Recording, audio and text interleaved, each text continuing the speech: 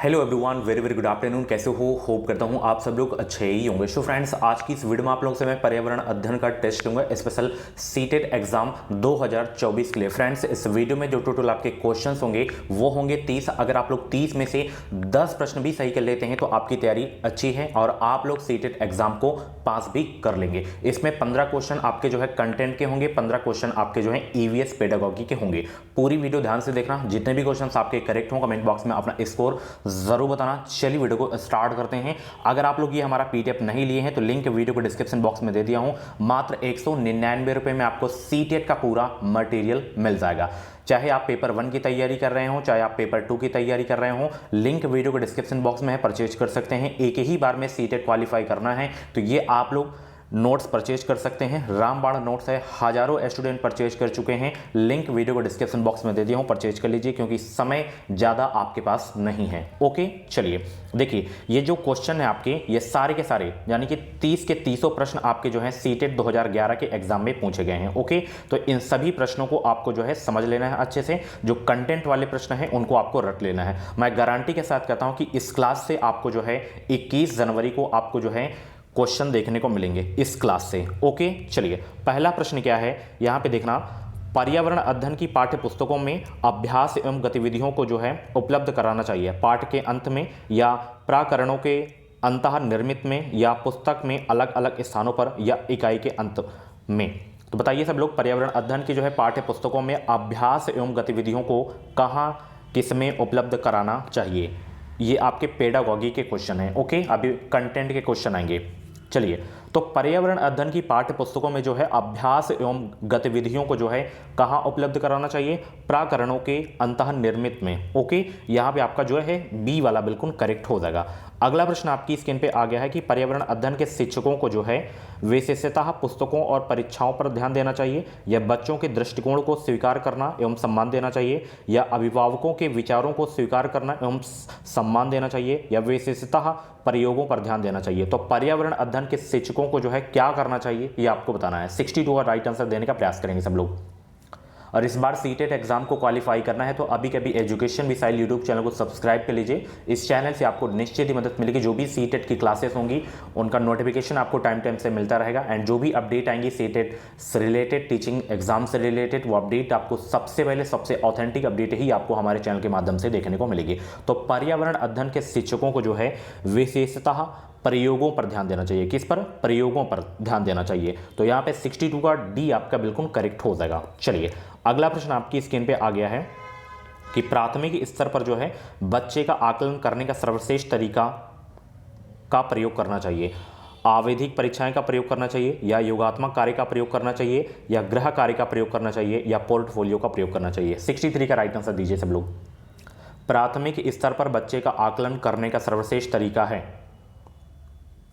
बताएंगे सब लोग। तो प्राथमिक स्तर पर बच्चे का आकलन करने का जो सर्वश्रेष्ठ तरीका है वो है पोर्टफोलियो। ये very very most important question है। सीटेट में हर वर्ष ये क्वेश्चन रिपीट होता है। तो पोर्टफोलियो आपको दिखे तो आपको टिक कर देना है। यहां पे आपका डी वाला बिल्कुल करेक्ट हो जाएगा।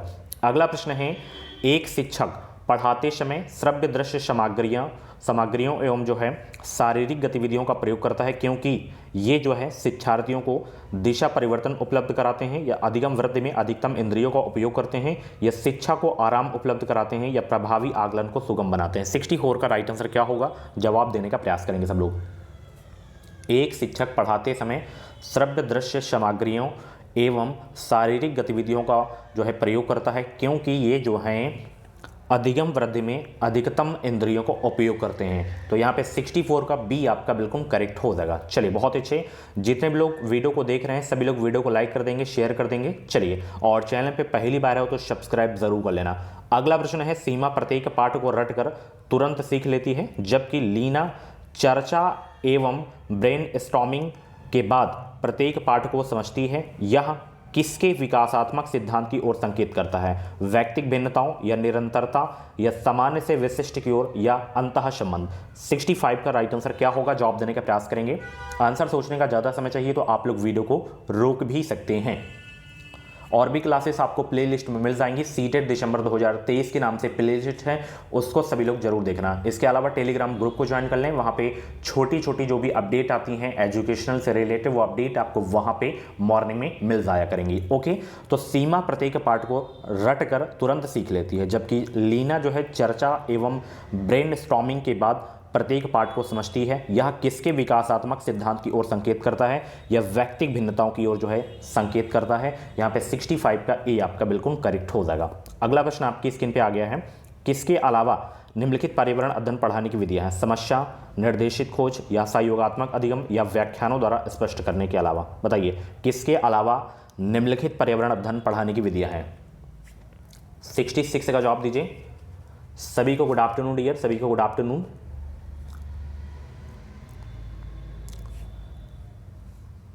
तो व्याख्यानों द्वारा स्पष्ट करने के अलावा ये जो है पर्यावरण पढ़ाने की विधियां हैं, जैसे समस्या, निर्देशित खोज, सहयोगात्मक अधिगम, किसके अलावा? व्याख्यानों द्वारा स्पष्ट करने के अलावा। ओके, यहाँ पे डी आपका बिल्कुल करेक्ट हो जाएगा।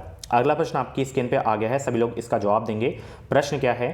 पर्यावरण अध्ययन की कक्षा में संकल्पनाओं को स्पष्ट करने के लिए कविताओं और कहानी कथन का प्रयोग करना सहायता करता है। सही दिशा में विद्यार्थियों की ऊर्जा का जो है सामाजिक करने में सहायता करता है, या पाठ को आनंददायी और रोचक बनाने में सहायता करता है, या स्थानीय एवं वैश्विक स्तर पर संसार की प्रकृति को खोजने और कल्पना करने की योग्यता को बढ़ावा देने में सहायता करता है, या शिक्षार्थियों में निहित भाषा एवं सांस्कृतिक विविधताओं का ध्यान रखने में सहायता करता है।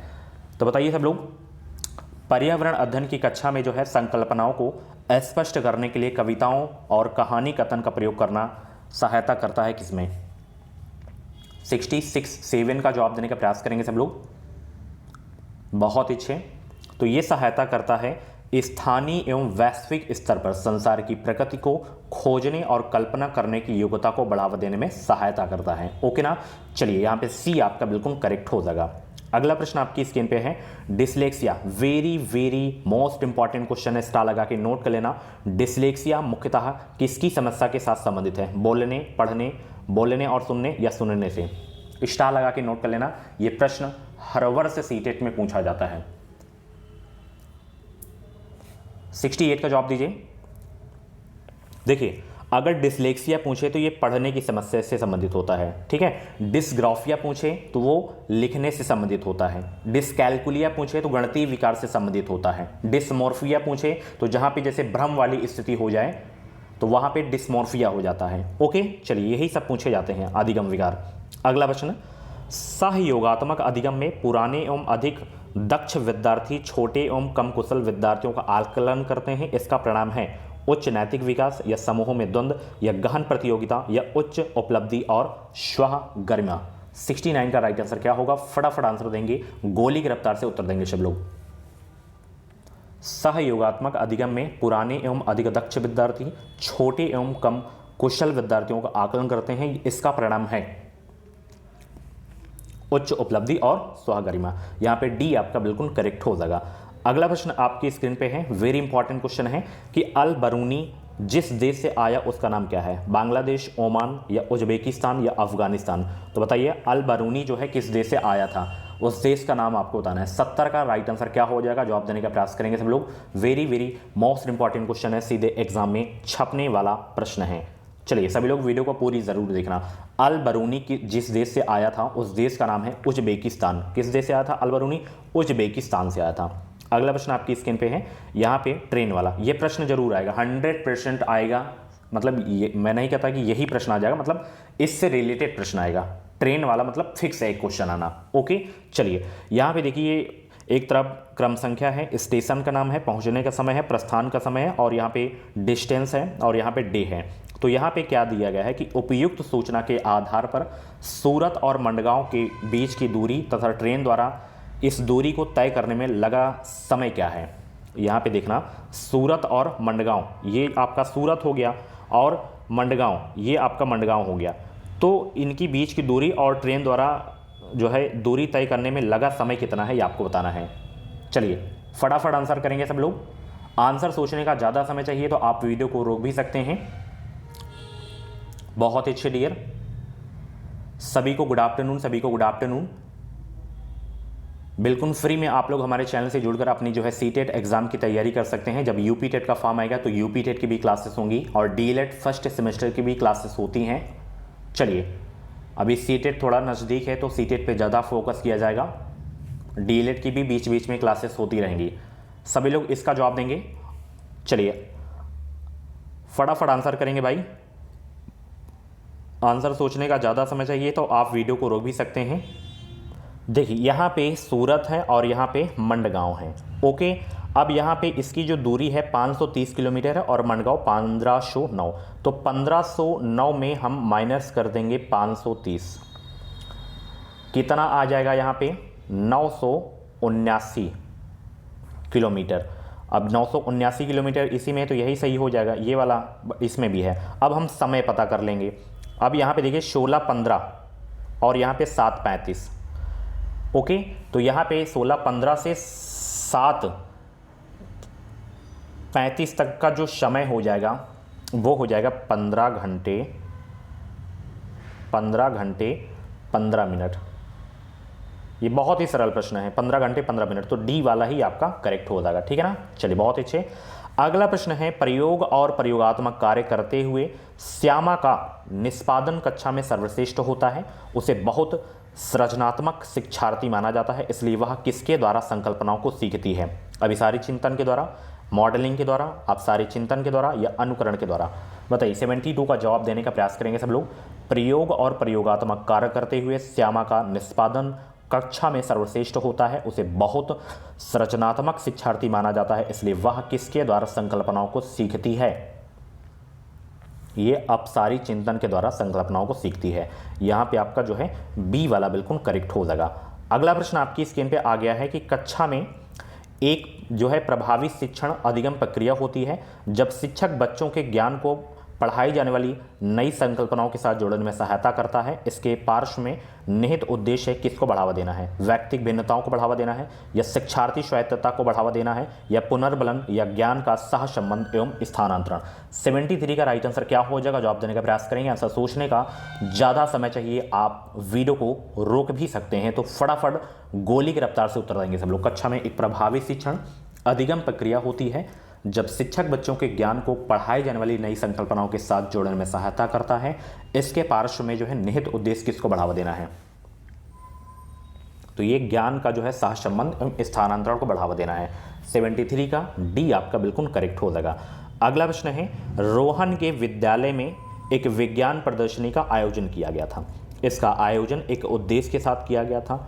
आपके विचार से कौन सा उद्देश्य सर्वाधिक उपयुक्त है? ये उद्देश्य हैं आपके, जैसे शिक्षार्थियों के लिए जो है सृजनात्मक माध्यम उपलब्ध कराना, या विद्यालय का नाम प्रसिद्ध करना, या अभिभावकों को संतुष्ट करना, या विभिन्न व्यवसायों के लिए विद्यार्थियों को प्रशिक्षित करना? इसका राइट आंसर क्या हो जाएगा? प्रश्न देखना है तो एक बार फिर से प्रश्न आप लोग देख सकते हैं। फटाफट आंसर करेंगे भाई सभी लोग। रोहन के विद्यालय में एक जो है विज्ञान प्रदर्शनी का आयोजन किया गया था। इसका आयोजन एक उद्देश्य के साथ किया गया था। आपके विचार से कौन सा उद्देश्य सर्वाधिक उपयुक्त है? तो इसमें आपका यही वाला है कि शिक्षार्थियों के लिए जो है सृजनात्मक माध्यम उपलब्ध कराना, यही सबसे बेस्ट उद्देश्य है। ए वाला आपका बिल्कुल करेक्ट हो जाएगा। अगला प्रश्न आपकी स्क्रीन पे है, किसके अलावा बच्चे के विकास को आकार देने वाले वातावरणीय कारकों में निम्नलिखित सभी शामिल हैं? संस्कृति के अलावा पौष्टिकता, शिक्षा की गुणवत्ता, या शारीरिक गठन? कुछ भी जानकारी चाहिए तो ये मेरा व्हाट्सएप नंबर है 7905632533 पे आप व्हाट्सएप मैसेज कर सकते हैं। किसके अलावा बच्चे के विकास को आकार देने वाले वातावरणीय कारकों में निम्नलिखित सभी शामिल हैं? तो इसके अलावा, शारीरिक गठन के अलावा। ठीक है ना। यहाँ पे डी वाला आपका बिल्कुल करेक्ट हो जाएगा। अगला प्रश्न है, कौन सा, क्या है कौन सा, यानी कि ब्रांच के नाम से जानते हैं, किसके विषय में जिसका उपयोग गोलकुंडा के किले में मिली तोप में किया गया था? सही कथन चुनिए। कांसा, तांबा तथा जस्ता यानी कि जिंक की मिश्र धातु है, या कांसा तांबा टिन की मिश्र धातु है, या कांसा तांबा प्लेटिनम की मिश्र धातु, या कांसा एक तत्व है? ये क्वेश्चन बहुत रिपीट होता है। अब आपके कंटेंट वाले क्वेश्चन स्टार्ट हो गए, ईवीएस कंटेंट के क्वेश्चन, यानी कि डायरेक्ट पूछे जाते हैं। ये आपको रटा रहेगा तभी आप कर पाएंगे। ये क्वेश्चन बहुत रिपीट होता है डियर। यहाँ पे आपका जो आंसर सही होगा, कांसा तांबा टिन की मिश्र धातु है। ठीक है, चलिए बहुत अच्छे। एक ही तरह की फसल बार बार उगाने और बहुत से रसायनों की उपयोग करने से मृदा बंजर हो जाती है, या किसी विशेष फसल के लिए जो है उपयोगी बन जाती है, या सिंचाई के लिए उपयुक्त बन जाती है, या उर्वर बन जाती है। ये भी बहुत इंपॉर्टेंट क्वेश्चन है। एक ही तरह की फसल बार बार उगाने और बहुत से रसायनों के उपयोग करने में मृदा जो होती है वो जो है बंजर हो जाती है, ठीक है ना। इसलिए अलग अलग फसल जो है उगानी चाहिए ताकि बंजर ज़मीन ना हो। ये क्वेश्चन आवाज़ से बहुत पूछे जाते हैं। निम्नलिखित में से लेह और लद्दाख के मकानों की विशिष्टताएं जो है चुनना है। पेड़ के तनों से बनी लकड़ी की ढालू छतें, निचली मंजिल में कोई खिड़की नहीं, पत्थर, मिट्टी तथा चूने से बनी मोटी दीवारें, लकड़ी के फर्श। तो लेह और लद्दाख के मकानों की जो है विशिष्टताएं आपको चुनना है। आवाज़ से क्वेश्चन जरूर आता है।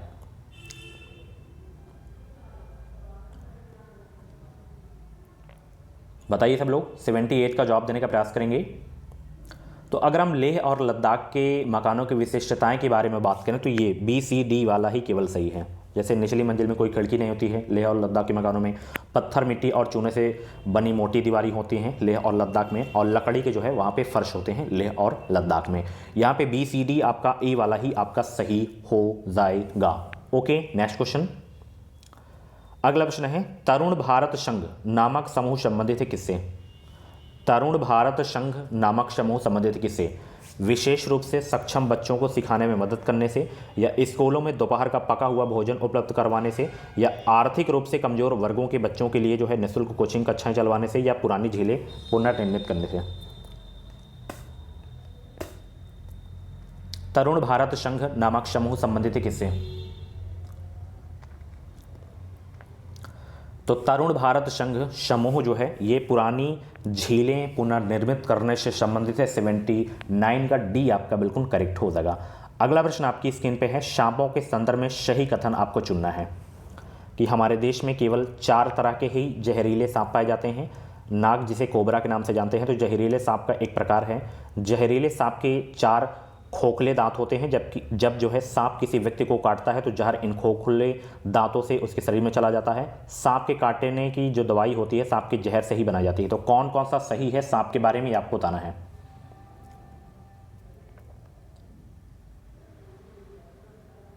फटाफट आंसर करेंगे। 80 का क्या हो जाएगा आंसर?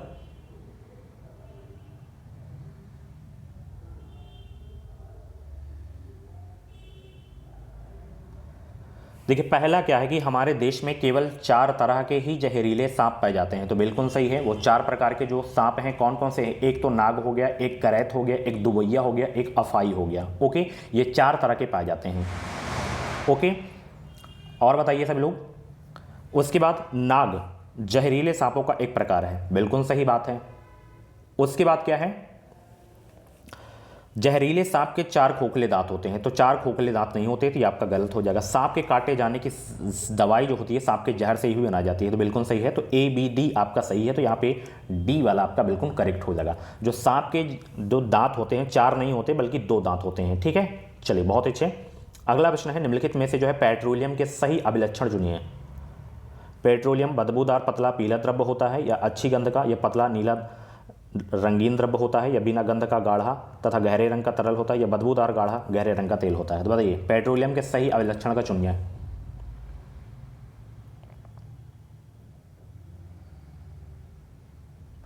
तो पेट्रोलियम बदबूदार होता है, गाढ़ा भी होता है और गहरे रंग का तेल होता है, तो यहाँ पे डी वाला आपका बिल्कुल सही हो जाएगा। चलिए, वीडियो को लाइक कर दो, बहुत ही कम लाइक है। अगला प्रश्न, निम्नलिखित में से रोगों का वह समूह चुनिए जो मच्छरों से फैलता है। बताइए वो कौन कौन से रोग हैं जो मच्छरों से फैलते हैं।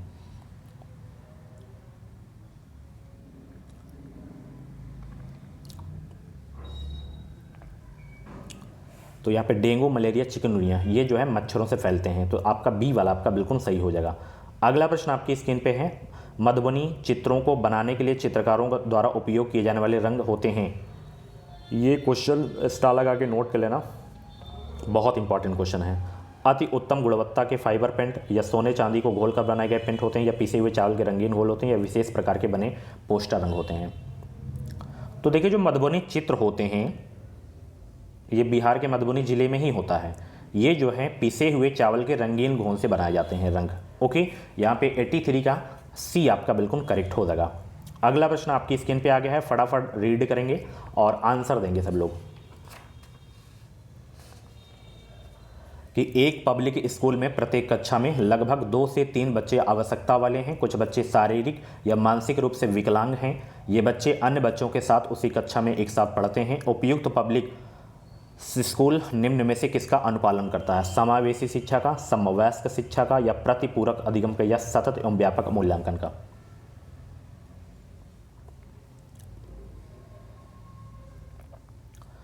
तो जिस भी पब्लिक स्कूल में सभी प्रकार के बच्चे पढ़ते हैं तो वो आपका समावेशी शिक्षा का जो है अनुपालन करेगा। ठीक है, चलिए बहुत अच्छे।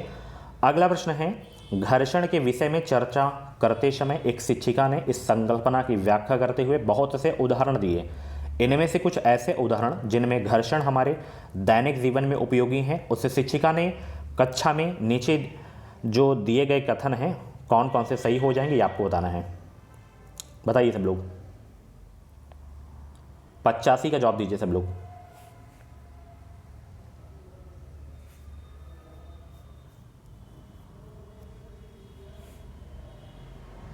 तो इसमें तो ए वाला आपका सही है कि हम पेन की नोक और कागज़ के बीच घर्षण होने के कारण ही लिख पाते हैं, बिल्कुल सही है ये।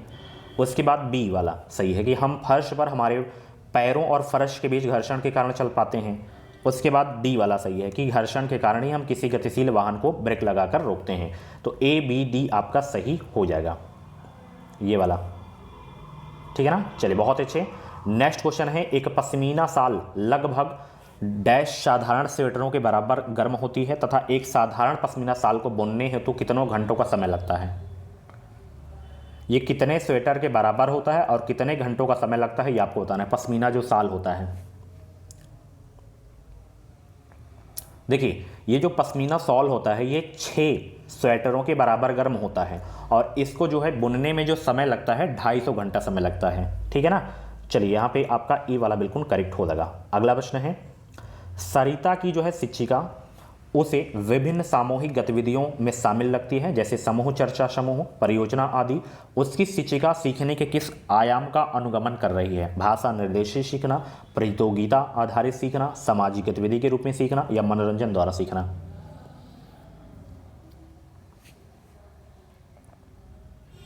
यहाँ पे आपका सी वाला सही हो जाएगा, सामाजिक गतिविधि के रूप में सीखना, ठीक है।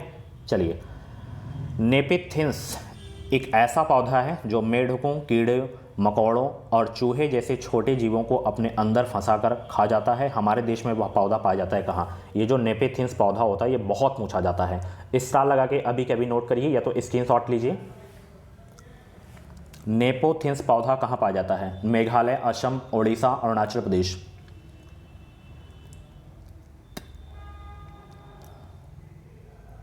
रट लेना इस क्वेश्चन को। तो ये पाया जाता है मेघालय में पाया जाता है। कहाँ पाया जाता है? मेघालय में। अगला प्रश्न है, उसे चुनिए जो अन्य से भिन्न हो जैसे पैराफिन, मोम, ग्रीस, कोयला, पेट्रोल। कौन सा भिन्न है चारों में से बताइए।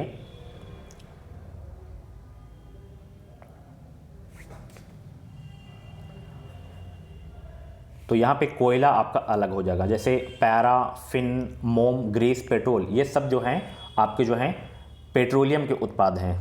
कोयला आपका इसमें से अलग हो जाएगा। लास्ट क्वेश्चन आपकी स्क्रीन पे आ गया है, सभी लोग इसका जवाब देंगे। बिहार के गांव में बहुत से किसान अतिरिक्त धन कमाने के लिए मधुमक्खी पालन करके शहद एकत्रित करने का कार्य करते हैं। मधुमक्खी पालन शुरू करने का सबसे अच्छा समय क्या है?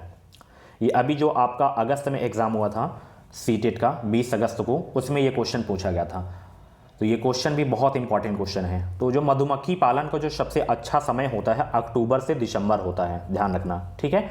सो फ्रेंड्स, ये थी आज की ईवीएस की क्लास। कैसी लगी क्लास कमेंट बॉक्स में अपना फीडबैक जरूर देना और 30 में से जितने भी क्वेश्चंस आपके करेक्ट हुए हो कमेंट बॉक्स में अपना स्कोर भी जरूर बताना। ऐसी ही डेली मॉक टेस्ट की वीडियोस पाने के लिए अभी कभी इस चैनल को सब्सक्राइब कर लीजिए ताकि जो भी वीडियोस आए, जो भी क्लासेस आए, जो भी अपडेट आए वो अपडेट आपको सबसे पहले हमारे चैनल के माध्यम से मिल सके। बाय बाय, टेक केयर, मिलते हैं अगली वीडियो पे। वीडियो को लाइक कर देना, शेयर कर देना। कैसी लगी आज की वीडियो कमेंट बॉक्स में अपना फीडबैक भी जरूर देना। Bye bye, take care, thank you so much, thanks for watching.